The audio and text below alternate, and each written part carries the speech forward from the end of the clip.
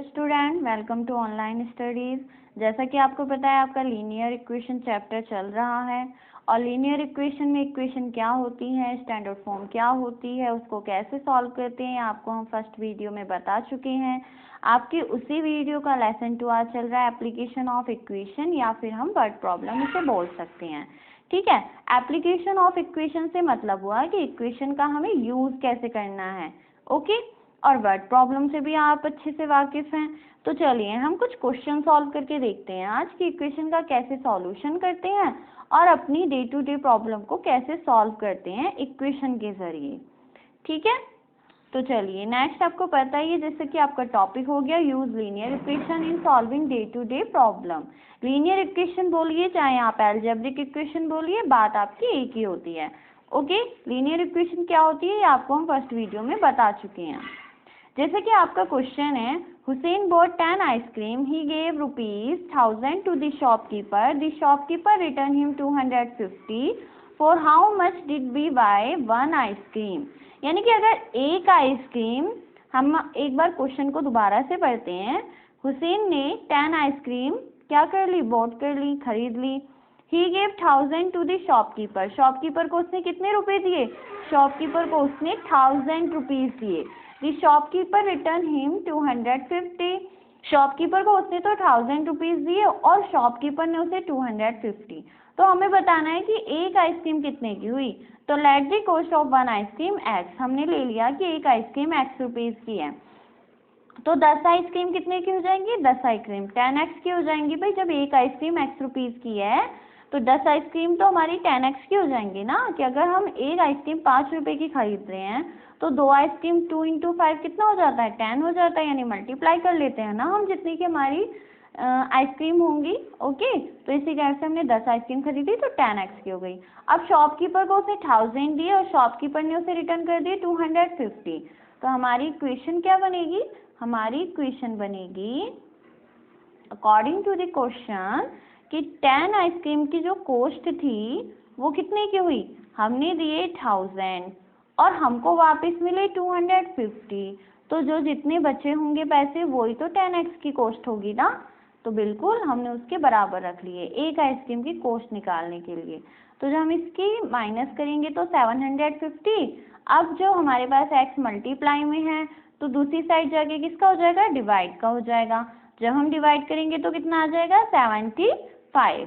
तो हमारे पास एक की कॉस्ट कितनी आ गई, 75 आ गए। So the cost of one ice cream equal to कितना हो गया, 75 rupees. That is your answer. आपको क्लियर हुआ, गुड। सिंपल सा तो क्वेश्चन, ऐसे तो हम ऐसे भी सॉल्व कर लेते ना। चलिए नेक्स्ट क्वेश्चन हम देखते हैं। The length of the rectangle is 2 centimetre more than twice its breath. यानी कि किसी भी रेक्टेंगल की जो लेंथ है वो ब्रेथ से ट्वाइस से 2 गुनी ज्यादा है। ठीक है, if the parameter of rectangle is 28, यदि रेक्टेंगल का पैरामीटर 28 सेंटीमीटर है तो हमें लेंथ और ब्रेथ फाइंड करनी है। अब आप फर्स्ट लाइन जरा ध्यान से पढ़ें, the length of the rectangle is 2 centimetre more than twice its breath. जो लास्ट में लिखा रहता है सेंटेंसेस के उसे ज्यादातर हम एक्स मान के चलते हैं किसी भी प्रॉब्लम में, ध्यान रखना आप। Let the breadth of the rectangle, हमने ब्रेथ मान ली रेक्टेंगल की एक्स है। तो अब लेंथ कैसे फाइंड करेंगे, लेंथ बोल रहा है कि length of the rectangle is 2 centimetre more than twice, यानी ब्रेथ का कितना होना चाहिए, डबल। ट्वाइस का मतलब क्या हो गया, डबल। तो 2x, मोर देन का मतलब प्लस। ठीक है, और कितना ज्यादा होना चाहिए, 2 सेंटीमीटर ज्यादा होना चाहिए। तो आपके पास ब्रेथ अगर x है तो लेंथ कितनी हो गई, 2x + के 2। और पैरामीटर आपको कितना गिवन है, पैरामीटर आपको गिवन है 28 सेंटीमीटर। तो पैरामीटर हमने मान लिया 28 सेंटीमीटर। ठीक है, माना क्या, हमें दिया हुआ है। और अब हमें क्या फाइंड करना है, लेंथ और ब्रेथ। तो x की वैल्यू फाइंड कर लेंगे तो ब्रेथ आ जाएगी और फिर x की वैल्यू उसमें पुट कर देंगे तो हमारी लेंथ आ जाएगी। चलिए इक्वेशन बनाते हैं हम इसकी। ठीक है, आपको पैरामीटर का फॉर्मूला तो पता ही होगा। अकॉर्डिंग टू क्वेश्चन पैरामीटर होता है हमारे पास, कितना दिया हुआ है यहाँ पे हमारा पैरामीटर दिया हुआ है यहाँ पे 28 है ना, बिल्कुल 28 हमें यहाँ पे पैरामीटर दिया हुआ है। और पैरामीटर हमारे पास होता है 2 इंटू एल प्लस के बी। रेक्टेंगल कितना होता है 2 इंटू एल प्लस के बी, और जो किसके बराबर होगा 28 के। तो लेंथ हम कितनी मान के चल रहे हैं, लेंथ हमने ले ली थी इसकी 2 प्लस के 2x, और ब्रेथ हमारी कितनी है, ब्रेथ हमारी x है, तो इक्वल टू 28। अब बस आपको इसे सॉल्व करना है। तो 2x और x मिलके कितने हो गए 3x, और ये 2 यहाँ पर है ही क्या हमारा, और ये जो 2 था ये वाला, ये दूसरी साइड जाके क्या हो जाएगा, डिवाइड में हो जाएगा। 2 से हमने डिवाइड कर दिया, कितना आ गया 14। ठीक है, 14 आ गया। 2 1 2 2 4 8 14। ठीक है, अब हमें 3x इक्वल टू, अब ये जो 2 है ये किसका है, प्लस का है, तो दूसरी साइड जगह किसका हो जाएगा, माइनस का हो जाएगा। ठीक है, तो 14 में से 2 गए, कितने आ गए 12। x की वैल्यू कितनी आ गई 12/3 इक्वल टू 3 4 12। ठीक है, तो आपके पास ब्रेथ कितनी आ चुकी है, ब्रेथ तो आपकी आ गई 4, यानी ब्रेथ तो हमारी हो गई 4, और लेंथ कितनी हो जाएगी, लेंथ हमारी हो जाएगी, क्योंकि हमें कितनी दे रखी थी 2x प्लस के 2, यही दे रखी थी। अब 2x प्लस के 2 है, तो x की वैल्यू आप यहाँ पे पुट करिए। x की वैल्यू क्या आ गई हमारे पास, x की वैल्यू आ गई है हमारे पास 4 और प्लस के 2, तो 2 4 8 प्लस के 2, और 8 और 2 कितने हो गए हमारे पास 10। ठीक है, तो हमारे पास कितनी आ गई है 10, ये हमारे पास आ चुकी है 10 सेंटीमीटर ब्रेथ। तो ब्रेथ हो गई हमारी 4 सेंटीमीटर और लेंथ हो गई हमारी 10 सेंटीमीटर। तो आप लिख सकते हैं इसमें ब्रेथ इक्वल टू 4 सेंटीमीटर और लेंथ इक्वल टू 10 सेंटीमीटर। ठीक है, चलिए आगे चलते हैं question. The price of the pen is 42 rupees and of the notebook is 18 rupees.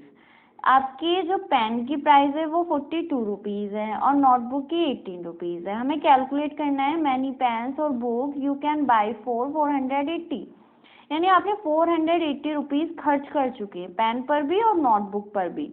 If you buy an equal quantity of both, यानी आपने दोनों चीज़ें एक ही क्वांटिटी पर खरीदी, यानी दोनों के जो पैसे हैं दोनों जो आपने, यानी कि हम ये कह सकते हैं कि अगर नोटबुक आपने 2 खरीदी है तो 2 ही आपने पेन खरीदे हैं, अगर आपने नोटबुक 5 खरीदी है तो पेन भी आपने 5 ही खरीदे हैं, यानी उनके क्या है इक्वल क्वांटिटी।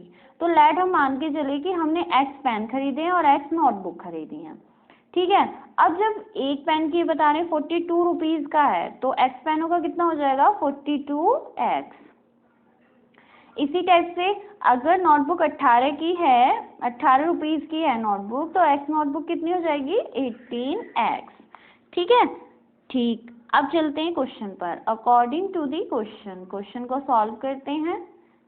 तो हमारे पास कितने का टोटल सामान कितने का है 480 का, यानी अगर हम इन दोनों को ऐड कर दें तो 480 के इक्वल आना चाहिए। ठीक है, क्योंकि हमने दोनों चीज़ें खरीदी है 480 की, बिल्कुल। तो यही आपकी इक्वेशन बन गई है कि 42x प्लस के 18x इक्वल टू 480। ठीक, 42 और 18 कितने हो गए 60x,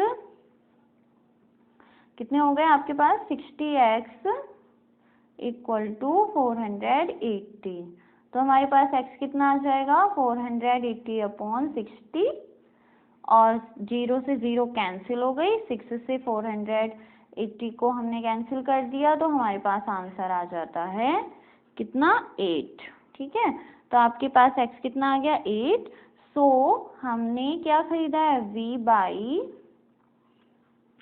8 नोटबुक, 8 ही नोटबुक खरीदी होंगी और 8 ही कितने खरीदे होंगे पेन खरीदे होंगे, एंड 8 पेन। ठीक है, so we buy 8 notebook and 8 pen, हमने 8 ही नोटबुक खरीदी है और 8 ही पेन खरीदे हैं। क्लियर, चलिए नेक्स्ट क्वेश्चन देखते हैं। A father age is twice his daughter age, but 16 years ago the father age was 4 times his daughter age. Calculate their age. यानी फादर की जो एज थी वो अपनी डॉटर की एज से कितना है ट्वाइस है, डबल है, लेकिन 16 ईयर्स एगो 16 साल पहले फादर की जो एज थी वो 4 टाइम थी अपने डॉटर की एज की, तो अब हमें उनकी प्रेजेंट एज को कैलकुलेट करना है। तो हमने डॉटर की, क्योंकि मैंने आपको बताया ना पीछे की मान के चलते हैं, तो डॉटर की हमने मान ली x है, तो फादर की कितनी हो जाएगी, ट्वाइस बोला है ना डॉटर की, तो कितनी हो जाएगी 2x। लेकिन 16 ईयर्स पहले, तो पहले के लिए हमेशा माइनस करते हैं, अगर इन्होंने बोला होता आफ्टर तो आफ्टर के लिए प्लस कर लेते हैं, ठीक है, क्योंकि हम पीछे की जा रहे हैं, तो पीछे कितना हो गया भाई, अगर डॉटर की x थी और 16 साल पहले कितनी हो गई, कम ही तो हुई होगी, तो x माइनस के 16, क्योंकि हम पीछे जा रहे हैं।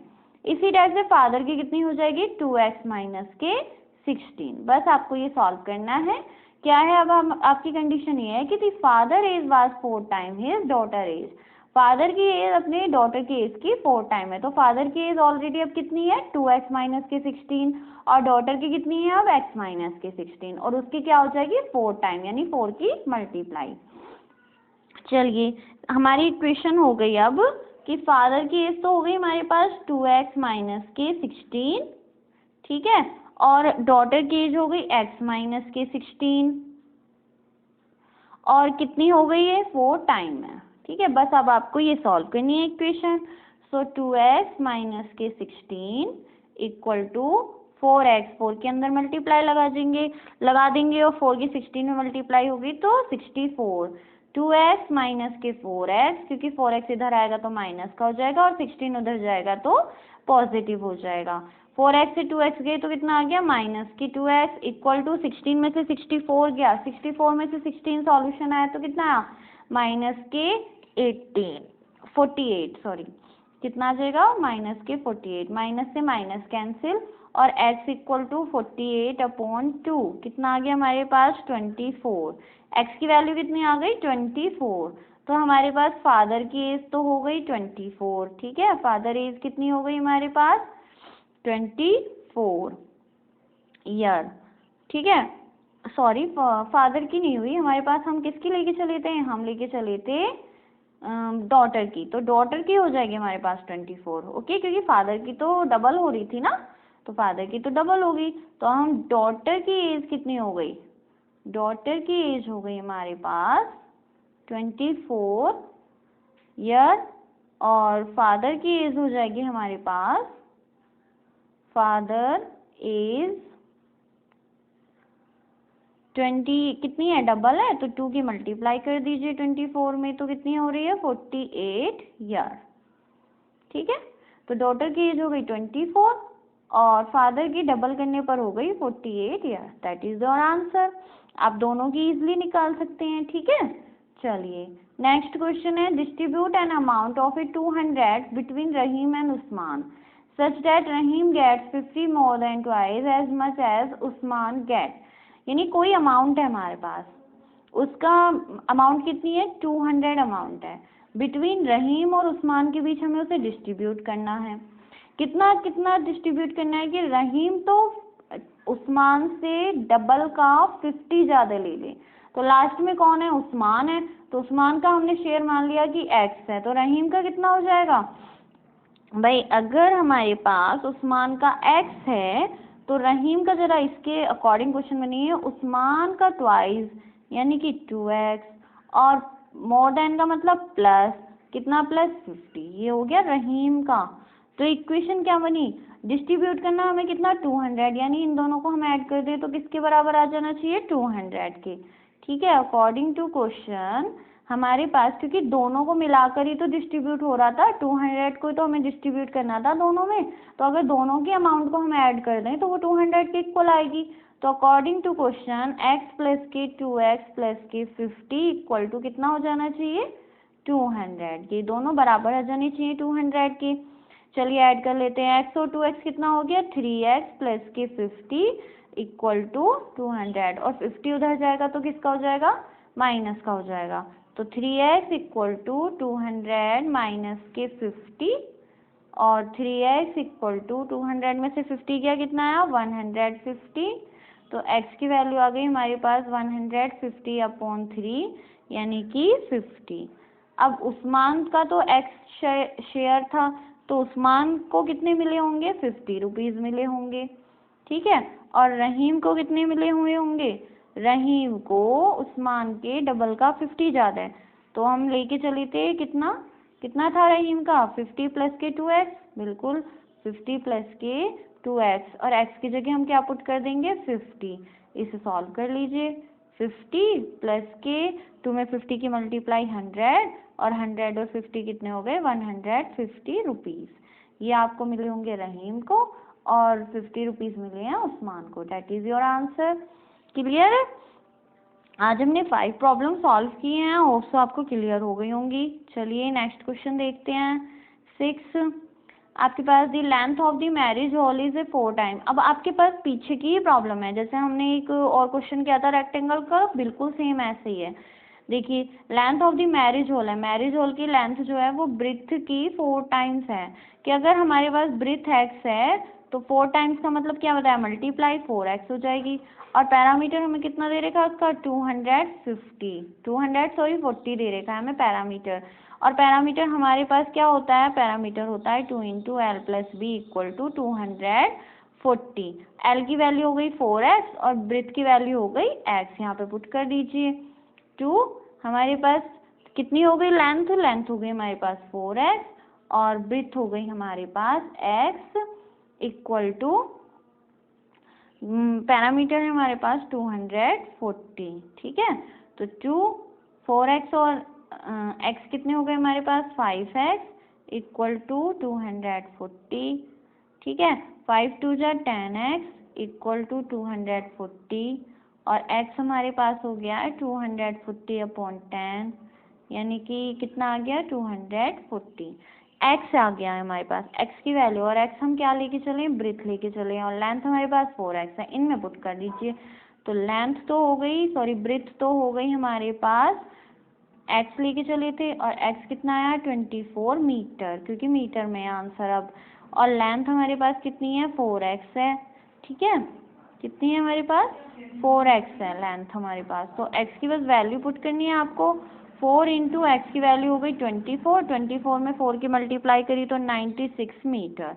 तो ये आपकी लेंथ आ गई और ये आपकी ब्रेड्थ हो गई, दोनों आपके आंसर आ गए हैं। आपको फाइंड करनी थी लेंथ भी और ब्रेड्थ भी मैरिज हॉल की। तो ब्रेड्थ आ गई 24, लेंथ आ गई आपकी 96 मीटर। क्लियर? चलिए नेक्स्ट क्वेश्चन देखते हैं। Aslam age is a half of his father age, but 15 years ago his age was just 1/3 of the father age. Find is the present age now. तो हमने present as मानी है, किसकी, father की माननी है हमें। क्यों? क्योंकि ये कह रहा है असलम की जो एज है वो अपने फादर की एज की कितनी है, हाफ है। तो पहले फादर की मान लो x है, तो असलम की कितनी हो जाएगी x/2, हाफ हो गई। अब आगे पढ़ते हैं। बट 15 ईयर्स एगो, एगो का मतलब हमें माइनस करना है, चलिए माइनस करते हैं। x माइनस के कितने माइनस करने, 15 ईयर्स, और असलम की कितनी हो जाएगी x/2 माइनस के 15। हिज एज, किसकी एज की बात कर रहे हैं, असलम की एज की, was just 1/3 of the father, यानी कि 1/3 की मल्टीप्लाई हो जाएगी। ठीक है, चलिए इक्वेशन क्या बनती है हमारी देखते हैं। असलम की जो एज थी, असलम की एज इस समय कितनी है x/2 माइनस के 15। ठीक है, ये तो आपकी हो गई असलम की एज, और वो कितनी है 1/3 है अपने फादर की एज की। फादर की एज कितनी है x माइनस के 15, क्योंकि हम ना 15 ईयर्स पहले की बात कर रहे हैं इसलिए। तो x माइनस के 15, बस आपको ये इक्वेशन सॉल्व करनी है। ठीक है, चलिए सॉल्व करते हैं। x/2 माइनस के 15 1/3 के अंदर मल्टीप्लाई कर देंगे तो x/3 माइनस के 15/3 कितना हो जाएगा 5 हो जाएगा। ठीक है, 15/3, 1/3 के x में भी मल्टीप्लाई कर दिया और 1/3 के 15 में भी। अब x की जगह तो एक साथ लिया है वैल्यू, x-2 और माइनस के x/3, 15 उधर हो जाएगा पॉजिटिव हो जाएगा, और 3 से 15 को माइनस डिवाइड कर देंगे तो 5 हो जाएगा। यहाँ हमने एलसीएम ले लिया, 6 आ गया, 3x माइनस के 2x, और 15 में से 5 गए 10, 3x में से 2x गए तो x आए, और 6 उधर मल्टीप्लाई पहुंच जाएगा, 10 की मल्टीप्लाई 6 में हो जाएगी तो कितना हो जाएगा 60। तो x की वैल्यू कितनी आ गई हमारे पास 60 आ गई है, यानी कि मान के क्या चले थे हम x, फादर की एज हो गई 60 और असलम की आधी हो जाएगी तो कितनी हो जाएगी 30, हमें असलम की निकालनी है। ठीक है, असलम की एज कितनी हो गई, असलम की हम मान के चले हैं x/2, और x कितना है हमारे पास 60/2, तो कितना हो गया 30 ईयर। ओके, तो ये आपकी असलम की एज हो चुकी है। तो आप ऐसे कोई भी day by day problem solve कर सकते हैं। चलिए नेक्स्ट क्वेश्चन देखते हैं आपका। डिस्ट्रीब्यूट एन अमाउंट, हमें 500 डिस्ट्रीब्यूट करने हैं। दो तो भाई हैं और एक सिस्टर है, ठीक है। किस टाइप से डिस्ट्रीब्यूट करने हैं? आपका ए पार्ट बोला है कि सिस्टर को अपने भाइयों से डबल मिला है, यानी अगर ब्रदर की एक्स है तो सिस्टर को कितना मिला होगा? डबल, यानी कि 2x। ये ब्रदर्स का मतलब है कि दो जने हैं, दो भाई हैं ना वो, तो एक्स एक्स पार्ट मिल गया। तो अकॉर्डिंग टू क्वेश्चन कितना होना चाहिए टोटल ऐड होके? 500। तो हमारे पास इक्वेशन जो बनी, दो तो भाई हो गए यानी कि दोनों का हो गया एक्स और एक्स, और तीसरे नंबर की हो गई सिस्टर जिसको मिला है 2x। तीनों का मिलके कितना होना चाहिए? 500 अकॉर्डिंग टू क्वेश्चन। तो एक्स और एक्स कितने हो गए? एक और एक दो, और दो और दो चार, तो मिलके हो गए 4x इक्वल टू 500। तो x में जब हम x की वैल्यू कितनी आ जाएगी? 500 में जब हम 4 का डिवाइड करेंगे तो कितना आ रहा है? 125। डेट इज ब्रदर को तो मिल रहा है 125, दोनों को 125 और 125, और सिस्टर को कितना मिल रहा है? डबल, यानी कि 250। तो आप यहाँ लिख सकते हैं कि ब्रदर को तो मिल रहा है भैया, कितना मिल गया ब्रदर को? ब्रदर को तो मिल गया आपको 125, ठीक है। कितना मिल गया? 125। और सिस्टर को कितना मिल जाएगा? सिस्टर को डबल मिल जाएगा। 2 × 125 इक्वल टू 250।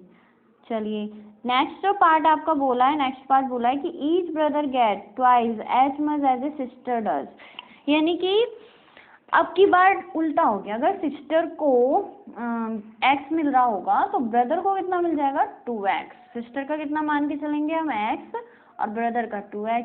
सिंपल वही इक्वेशन, भाई सिस्टर तो एक ही है लेकिन ब्रदर तो दो हैं, तो 2x और 2x इक्वल टू कितना है टोटल हमारे पास? 500 डिस्ट्रीब्यूट कर रहे हैं। दो और दो चार और एक कितने हो गए? 5x हो गए इक्वल टू 500। 5 के इसमें डिवाइड कर दीजिए तो 500/5, यानी कि x कितना हो गया? 100। सिस्टर को कितना मिल गया? सिस्टर को तो मिल गया हमारे पास 100, और ब्रदर को कितना मिल जाएगा? ब्रदर को डबल मिलेगा, तो कितना हो जाएगा? 2 के 100 में मल्टीप्लाई करके 200, ठीक है। तो सिस्टर का शेयर हो गया 100 और ब्रदर को मिल गए 200। ये रुपीज में है, यूनिट जरूर लिखनी है हर क्वेश्चन की, क्योंकि हमें जहाँ पे भी सॉल्यूशन लिखते हैं उसकी यूनिट जरूर लिखनी चाहिए। ओके, चलिए नेक्स्ट क्वेश्चन देखते हैं। After 15 years Hema age will become 4 times that of her present age, find her present age। तो अगर हिना के प्रेजेंट एज हम मान लें x है, तो 15 years बाद की बात हो रही है। दोनों क्वेश्चन में अभी तक बिफोर आया, अब की बार आफ्टर आया, तो कितना हो जाएगा? x प्लस के 15, यानी कि प्लस हो जाएगा। अब ये क्या बोल रहे हैं? हेमा एज जो है वो 4 टाइम हो गई अपनी प्रेजेंट एज की, यानी अपनी प्रेजेंट एज तो उसकी x थी, ठीक है, और आपकी 4 टाइम हो गई है, इसकी 4 टाइम हो जाएगी इसके अकॉर्डिंग।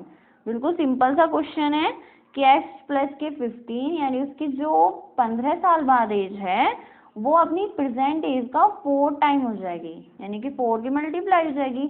बस अब ऐसे सॉल्व कर दीजिए। x माइनस के 4x इक्वल टू माइनस के 15, 4x में से x गए माइनस के 3x इक्वल टू माइनस के 15, x इक्वल टू माइनस के 15 अपॉन माइनस के 3, माइनस से माइनस कैंसिल और 3 से 15, तो कितना आ गया? 5। तो उसकी प्रेजेंट एज कितनी हो गई है? उसकी प्रेजेंट एज हो गई है हमारे पास 5 ईयर। ओके, चलिए नेक्स्ट क्वेश्चन देखते हैं आपका। Suppose the sum of the 3000, ये बहुत इंपॉर्टेंट क्वेश्चन है आपका। 3000 is to be given in the form of a 63 prices if the prize money is either 100 or 25। That is हमारे पास ये कह रहा है कि 63 प्राइज है हमारे पास टोटल, उनमें से कुछ प्राइस तो 100 रुपीज वाले, कुछ 25 वाले हैं, और अगर हम उन सभी को ऐड कर दें, 100 वालों को भी और 25 वालों को भी, तो उनका जो सबका सम आता है वो 3000 आता है। तो हमें अलग अलग बताना है कि 100 वाले प्राइस के तो कितने प्राइस हैं, 100 जिन पर 100 है 100 रुपीज़ हैं, और जिन पर 25 रुपीज़ हैं वो कितने प्राइस हैं। तो 100 वाले हमने ले लिए x हैं, ठीक है, और 25 वाले हमने ले लिए y है। मैं मानती हूँ कि यहाँ पे लीनियर इक्वेशन है, वो भी 1 वेरिएबल के, तो हमें एक ही करना है। तो अभी हम 2 वेरिएबल ले लेते हैं, बाद में इसे एक वेरिएबल में कन्वर्ट कर लेंगे। ओके, अब आपके पास टोटल प्राइस है 63, तो ये दोनों प्राइस मिलके कितने हो जाएंगे भाई? 63 हो जाएंगे, बिल्कुल हो जाएंगे। तो अगर हम यहाँ से y की वैल्यू निकालें तो कितनी आ जाएगी? 63 माइनस के x इधर पहुँच गया है, दूसरी साइड पहुँच गया, तो y की वैल्यू कितनी हो गई? 63 माइनस के x। गुड। चलिए अब आपके पास ये अगर 100 वाले हैं और 100 मनी वाले x प्राइजेस हैं, तो अगर हम उनमें मल्टीप्लाई कर दें तो कितना हो जाएगा? 100x। और इसी टाइप से ये y जो है वो 25 वाले हैं, तो इनकी मल्टीप्लाई कर दे तो कितना हो जाएगा? 25y। और इक्वल टू वो किसके बराबर होगा? 3000 के। वेरी गुड, यही आपकी इक्वेशन है। तो 100x आपके पास आया 100x प्लस के 25y इक्वल टू कितना आ जाएगा? 3000।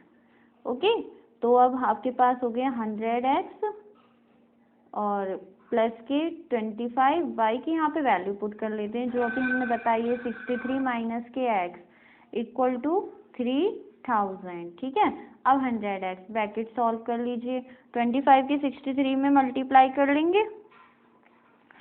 ठीक है, पहले यहाँ पे हम सॉल्यूशन भी कर सकते हैं, थोड़ी छोटी कर लेते हैं इसे, वरना बाकी में बड़ा हो जाएगा ना थोड़ा सा, तो हम इसे थोड़ा छोटा कर लेते हैं। कैसे? क्योंकि 25 है तो 25 से डिवाइड कर दो, 100 से भी डिवाइड हो जाएगा 25 में, और 3000 से भी डिवाइड हो जाएगा। तो पहले हम 25 से डिवाइड कर देते हैं, 25 4 जा 100 होता है, 25 की 25 में डिवाइड करेंगे तो 1 आ जाएगा, 25 को 3000 से डिवाइड करेंगे तो 120 आ जाएगा। तो this is a simplification of equation, हमें इसे सिंप्लीफाई करना है, छोटे से छोटे फॉर्म में लेकर आना है, क्योंकि बाद में कैलकुलेशन थोड़ी इजी हो जाती है। क्वेश्चन तो उससे भी आ जाता, बट हमारे पास थोड़ी कैलकुलेशन हार्ड हो जाती ना, इसलिए। अब y की यहाँ पे वैल्यू बहुत इजीली पुट कर दीजिए, 63 माइनस के x इक्वल टू 120। 4x में से x गया, कितना आ गया? 3x। 63 को उधर पहुंचा दीजिए तो 120 माइनस के 63। ठीक है, तो 3x बराबर कितना आ गया हमारे पास? 57। और x बराबर कितना आ गया? 57/3 यानी कि 17, नहीं सॉरी 19। 19 3 जा कितने होते हैं? 57। तो आपके पास x वाले कौन से प्राइस थे? 100 वाले प्राइस थे, तो वो हो जाएंगे हमारे पास 19, और y की वैल्यू जो थी मतलब 25 वाले, वो हो जाएंगे हमारे 25 वाले। ठीक है, तो हमारे पास अब y की वैल्यू और निकाल लीजिए। जब आपके पास x की वैल्यू 19 आ चुकी है तो y की वैल्यू कितनी थी? 63 माइनस के x, तो 63 माइनस के 19, 63 से 19 गया तो कितना आ गया? 44। ठीक है, तो अब 100x वाले ये आप यहाँ से इक्वेशन लिख लीजिएगा कि number of the price of the money 100 equal to x है, तो x हो गया तो कितना हो गया? 19। नेक्स्ट आप लिख लीजिएगा कि number of the price of the money 25 equal to y, और y हो गया हमारे पास 44। ठीक है, ये आप यहाँ से अपनी लैंग्वेज यहाँ पर लिख लीजिएगा। ओके, चलिए नेक्स्ट क्वेश्चन देखते हैं हम। A number is divided into 2 parts such that one part is 10 more than the other, यानी अगर दूसरा पार्ट हमारा क्या हो? x हो, तो पहला पार्ट क्या हो जाएगा? 10 ज्यादा, यानी कि 10 प्लस के x। ओके, और आपको ये किस रेशो में है? 5:3 में।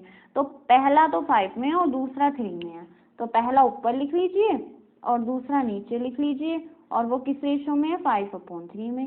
क्रॉस मल्टीप्लिकेशन आपको बहुत अच्छे से आती होगी, क्योंकि आपको पिछली वाली प्रीवियस वीडियो में हमने क्रॉस मल्टीप्लिकेशन से क्वेश्चन करके दिखाए हैं। चलिए क्वेश्चन करके देखते हैं। भाई 3 की तो हमारे पास किस में मल्टीप्लाई हो जाएगी? 10 प्लस एक्स में, और 5 के एक्स में, तो 3 की तो हो गई है हमारे पास मल्टीप्लाई, 3 की तो हो चुकी है हमारे पास मल्टीप्लाई 10 प्लस के एक्स में, और हमारे पास 5 की मल्टीप्लाई किस में हो गई? x में। ठीक है, इस ब्रैकेट को सॉल्व कर लीजिए। 3 की जब हम मल्टीप्लाई करेंगे 10 में तो कितना आ जाएगा? 30, प्लस की 3 के x में करेंगे 3x इक्वल टू 5x। ठीक है, तो 30 इक्वल टू 3x जब दूसरी साइड जाएगा तो किसका हो जाएगा? माइनस का, और 5 में से 3x गया, कितना आया? 2x आया, और x की वैल्यू जब हम निकालेंगे तो 2 मल्टीप्लाई में, दूसरी साइड जाके डिवाइड में, दैट इज योर आंसर 15। तो x की वैल्यू कितनी आ गई? 15 आ गई। दैट इज हम सेकंड पार्ट मान के चले थे, तो सेकंड पार्ट तो हमारे पास आ गया है 15, क्योंकि वो पार्ट x का था, और फर्स्ट पार्ट आ जाएगा आपका, फर्स्ट पार्ट कितना आ जाएगा आपका, फर्स्ट पार्ट आ जाएगा आपका, क्या माना था आपने फर्स्ट पार्ट को, फर्स्ट पार्ट आपने माना था 10 प्लस के x, तो 10 ऐड कर दीजिए, 10 प्लस के 15 कितना हो गया हमारे पास 20 के 5, 25 हो गया। अब आपको एक चीज़ और बोली थी इसमें कि नंबर और फाइंड कर दीजिए, वो नंबर क्या था, तो नंबर हम फाइंड कर रहे हैं भाई, फर्स्ट पार्ट हमारे पास हो गया 15, सेकंड पार्ट हो गया 25, तो इन दोनों को ऐड कर दीजिए, ठीक है। तो हमारे पास कितना हो जाएगा 15 प्लस के 25 टोटल कितना हो गया 40, ठीक है। ये आपके पास नंबर आ चुका है। तो आप सेकंड पार्ट फर्स्ट पार्ट, बस आपको इसमें क्या करना है, आपको बहुत अच्छे से पहले तो अपनी प्रॉब्लम को देखना है। जब आपको प्रॉब्लम ही समझ में आ जाएगी तो इक्वेशन तो अपने आप बन जाती है। ये तो आपको पता ही है कि टाइम्स हो तो मल्टीप्लाई कर दीजिए, मोर देन हो तो प्लस कर दीजिए, लेस देन हो तो माइनस, आफ्टर है तो प्लस, बिफोर है तो माइनस, बस इक्वेशन बनाने की देर है, बाकी तो ये सब सॉल्व भी करना है। Next Suhana said multiplying by number by 5, ये तो आप बहुत अच्छे से खेल भी खेलते थे पहले कि आप कोई मन में नंबर सोचिए और जो आपने नंबर सोचा होगा मैं उसे फट देने बता दूंगा। तो वो कोई लॉजिक या मैजिक नहीं था, वो सिर्फ अर्थमेटिक इक्वेशन थी जो हम मन में बनाते चले जाते थे और पता कर लेते थे दूसरे ने क्या सोचा है। बिल्कुल ऐसे ही सुहाना का भी नंबर है जो आपको सोचना होगा। देखते हैं क्या, Suhana said multiplying by number 5 and adding 8 to 8 give the same number as subtracting by the number form 20, find Suhana number.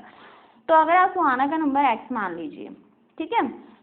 अब सुहाना हमसे कह रही है कि मल्टीप्लाई करो मेरे नंबर में, करी भाई मल्टीप्लाई करी हमने, कितने की करनी है 5 की करनी है, तो चलिए 5 की हमने मल्टीप्लाई कर दी, 5 की हम यहाँ मल्टीप्लाई कर रहे हैं, तो 5 की हमने मल्टीप्लाई कर ली तो कितना हो जाएगा 5x, ठीक है।